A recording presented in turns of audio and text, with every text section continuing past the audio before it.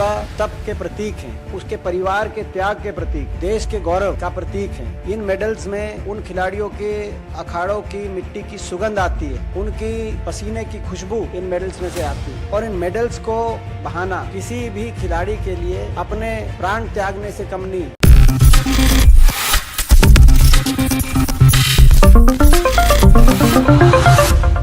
नमस्कार, मैं मोहम्मद आसिफ और आप देख रहे हैं नेक्स्ट 9 न्यूज। क्या मोदी सरकार और अमित शाह जी मिलकर बृजभूषण शरण सिंह को बचा रहे हैं? क्या वाकई में ये जो आंदोलन है पहलवानों का, क्या ये हरियाणा से चल रहा है? क्या इसके पीछे कोई साजिश है? क्या वजह हो सकती है कि मेडल जब बहाने के लिए गंगा पे गई तभी मोदी जी कुछ नहीं किए? क्या मोदी जी फ़ोन ही कर लेते कम से कम? क्यों नहीं किया? क्या वजह हो सकती है? क्या मजबूरी है?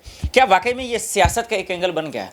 इस पर हरियाणा के सबसे पहले जो कांग्रेस के वरिष्ठ नेता हैं दीपेंद्र सिंह हुड्डा, उस पर सबसे बड़े आरोप लगे और उन्होंने कल गुस्से में किस तरीके से मोदी सरकार पर हमलावर हुआ यार, कच्चा चिट्ठा खोल दिया। जरा गौर से ये तस्वीर देखिए। आप समझ सकते हैं कि कल जो हमारी बेटियां, हमारे खिलाड़ी अपने मेडल लेकर हरिद्वार पहुंचे, उनके दिलों में, उनके मन में कितना दुख होगा, कितनी टीस होगी। ये मेडल किसी भी खिलाड़ी के लिए उसकी प्राण के समान है। ये उसकी प्रतिभा तप के प्रतीक हैं, उसके परिवार के त्याग के प्रतीक हैं, देश के गौरव का प्रतीक हैं। इन मेडल्स में उन खिलाड़ियों के अखाड़ों की मिट्टी की सुगंध आती है, उनकी पसीने की खुशबू इन मेडल्स में से आती। और इन मेडल्स को बहाना किसी भी खिलाड़ी के लिए अपने प्राण त्यागने से कम नहीं। ऐसा दुखद उनका सरकार, कैसी सरकार होगी जिसने उनको मजबूर कर दिया ये सोचने पे। कितनी असंवेदनशील सरकार, निर्दयी सरकार, जुल्मी सरकार, जिस सरकार से उनको न्याय की उम्मीद तक नहीं थी और वो वहां पहुंच गए। मगर उससे बड़ा सवाल हम पूछना चाहते हैं माननीय प्रधानमंत्री जी से और सरकार से कि सरकार की तरफ से अपील तक नहीं की गई। जो मंत्री, प्रधानमंत्री जी से लेकर खेल मंत्री तक जो मेडल आते थे तो इनके साथ तस्वीर खिंचाने के लिए एक के बाद एक लाइन लगा देते थे, वो आज अपील तक नहीं करी उन्होंने। दुनिया में क्या संदेश गया आप अंदाजा लगा सकते हैं। उन्होंने ये भी नहीं कहा कि आपके साथ न्याय होगा, हम निष्पक्ष जांच कराएंगे, ऐसा मत करिए। यानी कि एक संदेश गया कि आपको तो खिलाड़ियों से ही नहीं, आपको तो इन मेडल से भी घृणा है।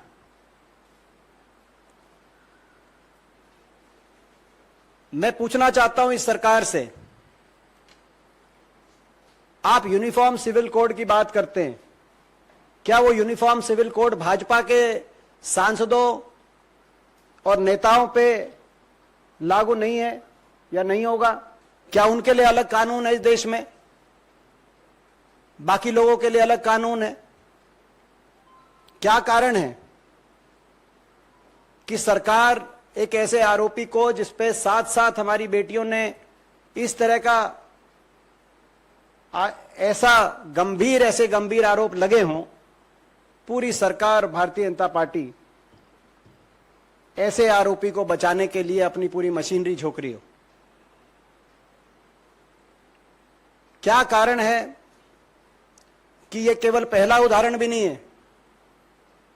भाजपा की इस तरह के चाल चलित चेहरे को हमने पहले भी देखा। हरियाणा के हमारे खेल मंत्री संदीप सिंह, उन पे इस तरह के आरोप लगे हुए हैं, लेकिन वो आज भी कैबिनेट में।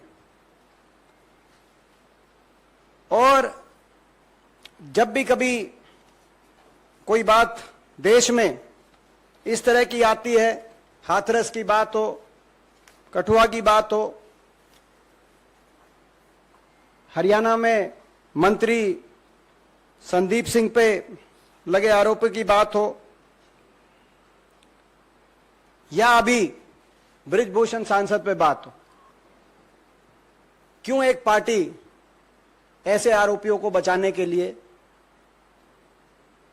का बचाव करने के लिए, एक राजनीतिक दल, नारा था इनका बेटी बचाओ बेटी पढ़ाओ, अब वो नारा खोखला सुनाई दे रहा है और वो नारा अब लगता है कि नारे की परिभाषा अब हो गई है कि बेटी बचाओ और बेटी भाजपा के नेताओं से बचाओ। क्योंकि यदि अगर भाजपा के किसी नेता पे, पदाधिकारी पे गंभीर आरोप लगेंगे किसी बेटी के साथ कोई गलत हरकत करने के, तो सरकार उन बेटियों को न्याय नहीं दिलवाएगी, सरकार उन बेटियों की नहीं सुनेगी। जहां हम प्रश्न पूछ रहे हैं कि प्रधानमंत्री जी ने अपील तक क्यों नहीं करी, खेल मंत्री ने अपील तक क्यों नहीं करी, सरकार ने अपील तक क्यों नहीं करी, वहां दूसरा पहलू यह है कि जो आरोपी है बृजभूषण सांसद, भाजपा सांसद, उनका एक बयान आया कि ये मेडल तो 15 रुपए में मिल जाते हैं, 15 रुपए में। अगर ऐसा है तो ये देश और कांग्रेस पार्टी जितने वो कहेंगे हम उतने रुपए उनको दे देते हैं, तैयार हैं, वो मेडल खरीद के दिखाए, ओलंपिक के मेडल। क्या कारण है कि आज देश की आजादी से अब तक 23 इंडिविजुअल मेडल आए, देश के 23 इंडिविजुअल मेडल। इन 23 इंडिविजुअल मेडल में से 11 अकेले हरियाणा प्रदेश के मेडल हैं। आज आप बेटियों के न्याय दिलाने के प्रश्न को राजनीतिक, प्रादेशिक, धर्म, जाति की परिभाषा से, दृष्टि से के आधार पर देख रहे हैं। ये देश, भारत देश वो देश है, हमारी देश की संस्कृति वो संस्कृति है। यहां हर बेटी की इज्जत पूरे देश की इज्जत है। यहां पे अपने दुश्मन की बहन बेटी को भी अपनी स्वयं की बहन बेटी के रूप में देखा जाता है। ये वो देश है। और किसी बेटी की इज्जत को किसी प्रदेश की, धर्म की, जाति की, भाषा की या राजनीति की दृष्टि से नहीं देखा जा सकता। और कोई बेटी अगर न्याय की गुहार करे, उसको न्याय दिलाना राज धर्म की परिभाषा है। ये वो देश, यही वो देश है।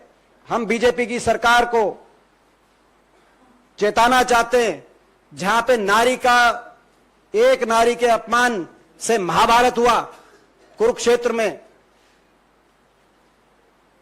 आपने जब एक और संसद भवन का उद्घाटन हो रहा था, जिस तरीके से बेटियों को घसीट घसीट के दुनिया के सामने जो नजारा आपने दृश्य रखे, हम चेताना चाहते हैं आप देश की के धैर्य की परीक्षा और ना लें। दुखद है कि इस मामले को, जैसे मैंने कहा कि राजधर्म में बेटी की इज्जत सर्वोपरि है, लेकिन इस मामले को अलग अलग दृष्टि से देखा जा रहा है। आखिर हरियाणा से, अगर हरियाणा की बात करते हैं, क्या हरियाणा की बेटियों की इज्जत और हरियाणा की बेटियों को न्याय इस देश में नहीं मिलेगा? आखिर क्यों खिलाड़ियों से, मेडलों से ये इतनी घृणा कर रहे हैं? गौरवशाली इतिहास है हरियाणा प्रदेश का। बॉक्सिंग में मैं एक उदाहरण देना चाहता हूं। 23, जैसे मैंने कहा कि 23 हमारे देश के इंडिविजुअल मेडल आए आज तक, जिसमें 11 हरियाणा के आए, हरियाणा के खिलाड़ी लेके आए। हमें गर्व है इस बात पे। मगर वो हरियाणा खिलाड़ी नहीं थे, देश का तिरंगा हाथ में लेके मेडल लेके आए। जनगण मन का की गूंज दुनिया के कोने कोने में गई। बॉक्सिंग पे मेडल बैठे हमारे आइकन देश के हमारे भाई विजेंद्र लेके आए। रेसलिंग, महिला रेसलिंग की पहली मेडल हमारी बहन साक्षी मलिक लेके आई। बैडमिंटन की पहला मेडल हमारी बहन हरियाणा साइना नेहवाल लेके आई। जेवलिन के पहले मेडल हमारे भाई नीरज चोपड़ा लेके आए। वेट लिफ्टिंग की पहली मेडल मलेश्वरी बहन यमुनानगर से हमारी बहन लेके आई। और हॉकी के भी जो मेडल हैं उसमें ज्यादातर बड़ी संख्या में हरियाणा खिलाड़ी हर टीम में। और मैं इनको भी बताना चाहता हूं, ये जो खेलो इंडिया का ढोल पीट रहे हैं, 2 ओलंपिक खेल हुए हैं इनके शासनकाल में, 2016 में और 2020 में। 2 ओलंपिक खेलों में 8 इंडिविजुअल मेडल आए हैं। 8 में से 4 अकेले हरियाणा के खिलाड़ी लेके आए हैं, और जिसमें से 3 कुश्ती के खिलाड़ी, कुश्ती खेल से संबंधित हैं। अगर आप इनको कुछ मान ही नहीं रहे तो आपका तो खेलो इंडिया और जो आप मेडल्स के लिए ढोल बजा रहे हो, वो तो सारे नारे आज धरे के धरे रह गए। देश के दिल में बहुत दर्द है कि प्रधानमंत्री जी ने अपील तक करना ठीक नहीं समझा। ये कह सकते थे कि निष्पक्ष जांच होगी और न्याय मिलेगा। आप मेडल्स को यूं गंगा में बहाने के बारे में मत सोचिए। आप भी देश की बेटी हो, मगर इतने भी शब्द प्रधानमंत्री जी, खेल मंत्री जी या बीजेपी के किसी प्रवक्ता के मुंह से भी नहीं आए। ये अहंकार है, ये अहंकार की परिभाषा है। देखा उन्होंने बता दिया कि मोदी जी आप में दम है, या फिर मेरे पे अगर आरोप लगा रहा है तो मेरी जांच करवा दीजिए, मेरे यहाँ ईडी भेज दीजिए। और वो कह रहे हैं कि जिस तरीके से आज बेटियों को मजबूर किया जा रहा है, जिस तरीके से बेटियों को जलील किया जा रहा है, याद रखिएगा इन आंसुओं का बदला लिया जाएगा। मोदी सरकार को जनता 2024 में जवाब देगी। अब दीपेंद्र हुड्डा जिस तरीके से खुलकर सामने आए और बयान रख रहे हैं, अब देखना पड़ेगा कि क्या इसका जवाब मोदी सरकार के पास है।